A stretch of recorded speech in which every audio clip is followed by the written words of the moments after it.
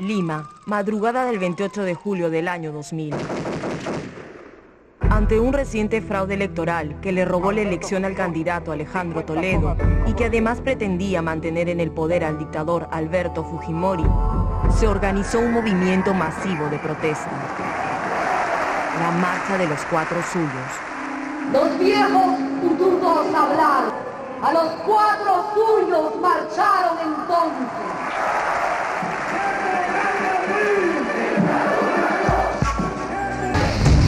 Mientras tanto, en las instalaciones del Servicio de Inteligencia Nacional, Vladimiro Montesinos, el oscuro asesor detrás del régimen, planeaba un macabro golpe.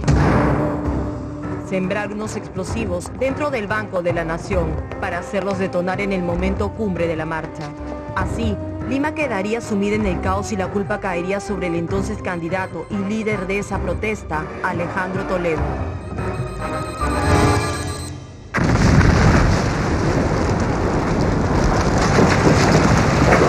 A la hora señalada, esa bomba no solo estalló e incendió el banco, sino que también hizo volar en pedazos la dictadura de Alberto Fujimori.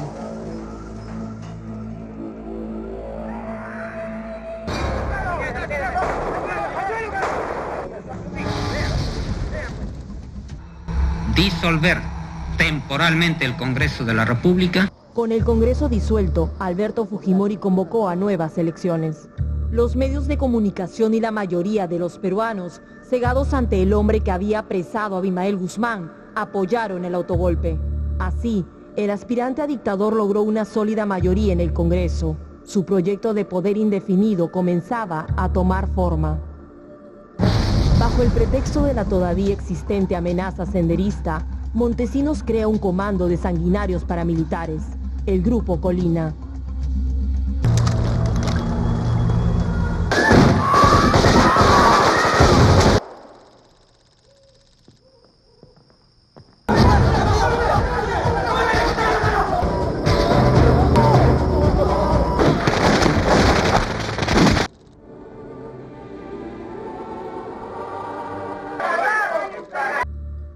Alberto Fujimori fue reelecto con una abrumadora mayoría y de inmediato puso en funcionamiento la maquinaria reeleccionista para el 2000. Fujimori pretendía quedarse en el poder por 5 años más, pero el máximo organismo judicial, el Tribunal Constitucional, votó en contra de esa ley declarándola inaplicable. Todos los que votaron en contra fueron destituidos. Se eligieron nuevos magistrados y la ley se aprobó. El plan de Fujimori para perpetuarse en el poder se había cumplido. El mismo Montesinos entregaba rumas de dinero en efectivo a cambio de asegurar el apoyo incondicional a los planes reeleccionistas del gobierno de Fujimori. Otra herramienta que usó para atacar a sus detractores fue la llamada prensa chicha, una prensa popular que utilizaba llamativos titulares para destruir la imagen de quienes se oponían o criticaban al gobierno.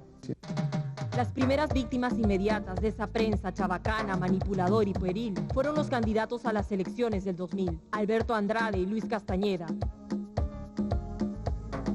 Luego apuntarían sus ataques al entonces candidato Alejandro Toledo. En esas elecciones, Fujimori, contra viento y marea, decidió participar.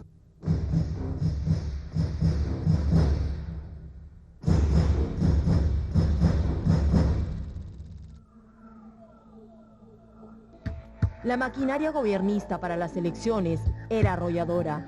Los fondos del Estado se usaban a diestra y siniestra. Ante esto, se hacía necesario un frente de oposición con una candidatura única. El primero en plantearlo, sacrificando su opción independiente en favor de algún otro candidato, fue Alejandro Toledo.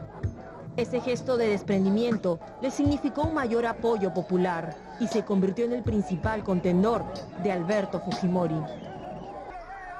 El día de las elecciones, el 9 de abril, las primeras proyecciones a boca de urna daban como ganador a Alejandro Toledo. Alejandro Toledo, 48.5%, Alberto Fujimori, 45%. Sin embargo, horas más tarde, se consumó un escandaloso fraude. Los resultados se habían invertido. Fujimori aparecía como ganador. Votación presidencial, Lima, al 85%. Alberto Fujimori, 50,5%. Alejandro Toledo, 38,9%.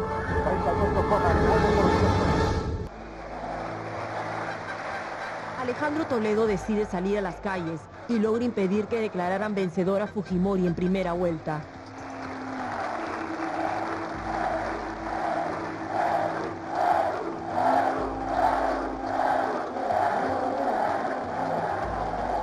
Se inicia una resistencia y las condiciones para un segundo proceso electoral no existían. Frente a esto, Toledo decide no participar, hasta que no se efectuaran cambios radicales para una segunda contienda electoral. No vamos a participar en ningún proceso electoral en el cual subsista todavía el andamiaje fraudulento que está tendido y que operó en la primera vuelta. Les agradezco muchísimo. El Jurado Nacional de Elecciones, desoyendo el pedido de Toledo, de la misión de observadores electorales de la OEA y del Centro Carter, se negó a postergar la fecha. Todas las condiciones normales para una elección libre, justa y transparente ya estaban amañadas. El gobierno continuó con la farsa, dejando a Fujimori como único candidato. El ritmo del chino ya está en la costa, ya llegó a la sierra. El 18 de mayo del año 2000 decido no participar en la segunda vuelta porque había un andamiaje fraudulento que a priori estaba tendido y sabíamos quién iba a ser el ganador. Esos señores policías deben actuar para que no arrojen piedras los revoltosos. General,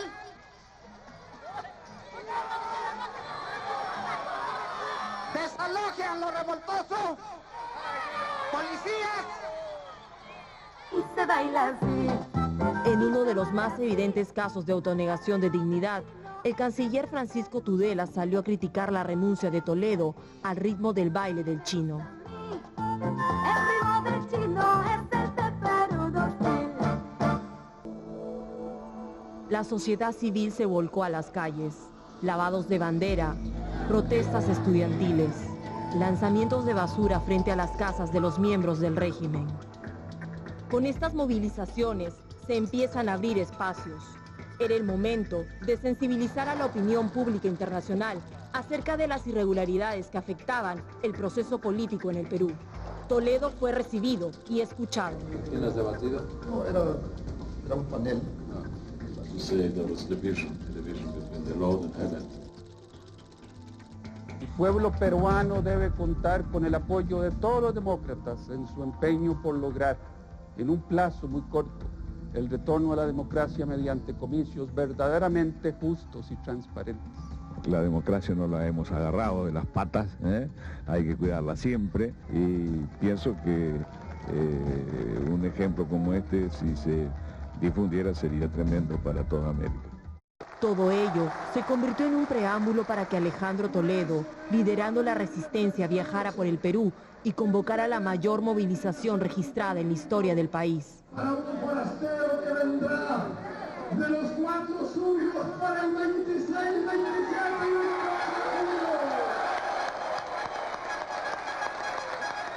y El 28 de julio, el mismo día de la toma de mando, los 4 suyos marcharían hacia Palacio de Gobierno. El anhelo profundo por impedir pacíficamente la inauguración de un gobierno sin legitimidad los llevó a emprender viajes desde Tacna, Cusco, Huancavelica, Junín, Pucallpa, Iquitos, Cajamarca y Piura. Se les irían sumando más ciudadanos conforme se aproximaran a la capital. Voluntarios decididos a venir desde la lejana Iquitos. Ellos iniciarían una travesía hacia Lima, pese a que el gobierno trataría de interferir su paso. Esa gente que generosamente, sabiendo que tienen que viajar varios días, necesitamos darle un abrazo de hermanos. Y así como lo despido,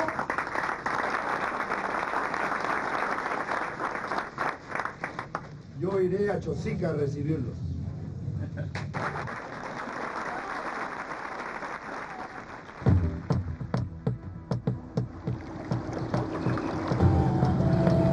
Peruanos de diferentes regiones del país llegaron a Lima por sus propios medios. Coparon calles, avenidas y plazas para demostrar ante el Perú y el mundo un rechazo tajante a la dictadura. Ha habido bastantes problemas. Hemos salido al principio en Santa Rosa, nos pararon los policías, que por qué tiene que ir, que el carro se ha atrasado la hora, no sé, pretextos nos ha buscado, no nos dejan mover. movilizarnos. Nosotros, bueno, no queríamos quedar atrás. Nosotros como cosqueños tenemos que llegar. Que son muchos mecanismos que el gobierno ha planificado para impedir lo que es marcha de los 4 suyos. El gobierno trató por todos los medios de detener esa avalancha de protesta, que se convertiría en la hora señalada por el reloj de la historia para el final de la vergonzosa dictadura del binomio Fujimori-Montesinos.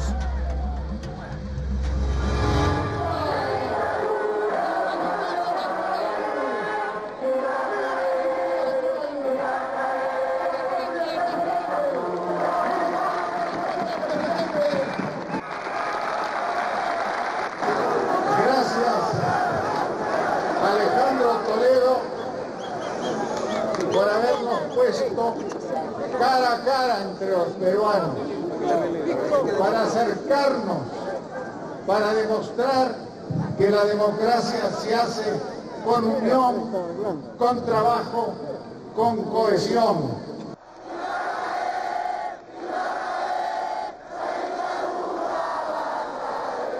Esta marcha de los 4 suyos se inicia esta noche. El camino al rescate pronto de un nuevo amanecer democrático. Vladimiro Montesinos tenía un plan. Decenas de matones especialmente contratados crearían el caos y justificarían una represión dentro de la pacífica protesta. ¡Si no se va el chino, habrá revolución! El 28 de julio del 2000, la tensión invadía el centro de Lima. Todas las entidades estaban resguardadas. Nadie sabía qué sucedería más tarde. Estas son imágenes de las últimas horas del Fujimorato, cuando la protesta en las calles logró hacerlo tambalear. Ingresa el presidente Alberto Fujimori.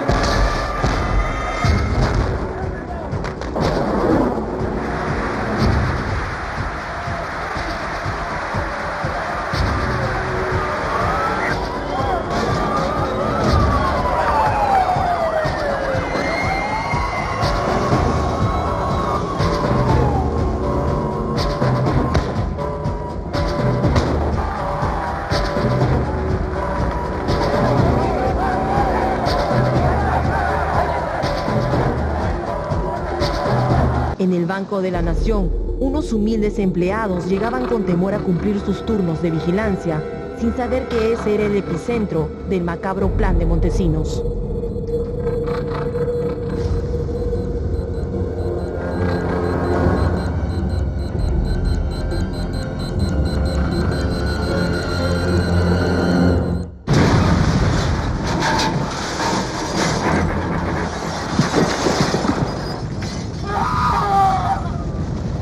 Unas bombas incendiarias destruyeron el Banco de la Nación de inmediato.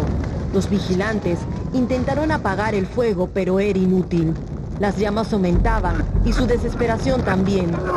6 vigilantes murieron en el incendio.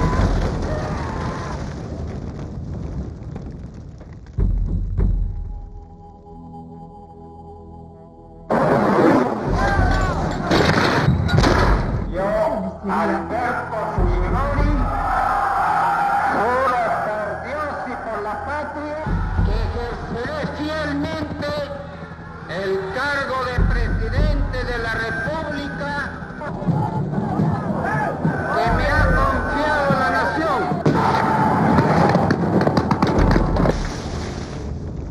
Fujimori y Montesinos cantaron victoria y culparon de las muertes a los manifestantes. Luego se descubriría que detrás de los asesinatos estaban los agentes del Servicio de Inteligencia Nacional, cuya participación fueron la de 2 agentes que penetraron al interior de las instalaciones. Específicamente, penetraron al interior del Banco de la Nación. ¿Qué hicieron ahí adentro? Faltaba muy poco para que el gobierno cayera. Un video en el que se mostraba a Montesinos comprando a un congresista de oposición fue el detonante. Muestra a uno de los exponentes de la más baja miseria humana, un congresista de la República, recibiendo dinero que le pertenece a todos los peruanos a cambio de traicionar la voluntad del pueblo peruano. Y como él, lo han hecho otros tantos. La compra de empresarios, políticos, comunicadores quedó registrada para posterior vergüenza de todo el país, en unos videos que Montesinos grababa secretamente. Un hecho único e insólito en la historia de la humanidad, la corrupción moral de un pueblo registrada en video. Fujimori, acorralado y tratando de limpiar su imagen, anunció nuevas elecciones. La cobardía del dictador fue en aumento. Disfrazó su participación a una cumbre internacional en Brunei para nunca retornar al Perú. Alberto Fujimori envió por fax su renuncia a la presidencia de la República desde el Japón.